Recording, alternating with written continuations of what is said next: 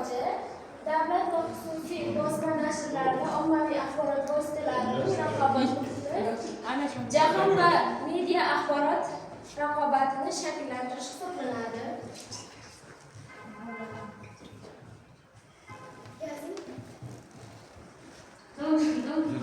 Birinchisi, odamlarning axborotga bo'lgan ehtiyojining shakllanishi va rivojlanishi.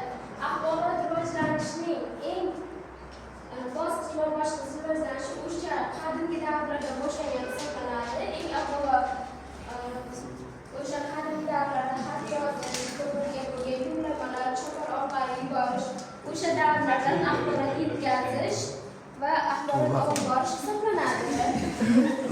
Ijtimoiy va madaniy omillar axborot raqobatini asosan tushuntirib o'tadigan bo'lsam, axborot ehtiyojining ijtimoiy va madaniy faktorlar bilan chambarchas bog'liqligi va ularni rivojlantirish, jamiyatda axborot almashish va ularni rivojlantirish.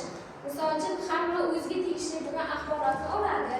Talabalar ilmiy yo'nalishdagi axborotlarni, o'qituvchilar esa ish rejalar, davlat xodimlari esa o'zlarining davlat siyosati bo'yicha o'sha axborotlarni oladi va ular raqobatlashadi. Misol uchun,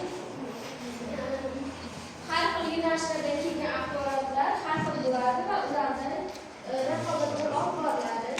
Zamonaviy texnologiyalarning ta'siri, internet va mobil texnologiyalardan axborot olish usullarini o'zgartirish, insonlarning ehtiyojlarini kengaytirish, tez va qulay ma'lumot olish imkoniyatini berib o'tadi. Gapirmaysiz. Akhan, bir dasturxonga narsalar qo'y. Keyin video ko'rsatsa biz yig'amiz.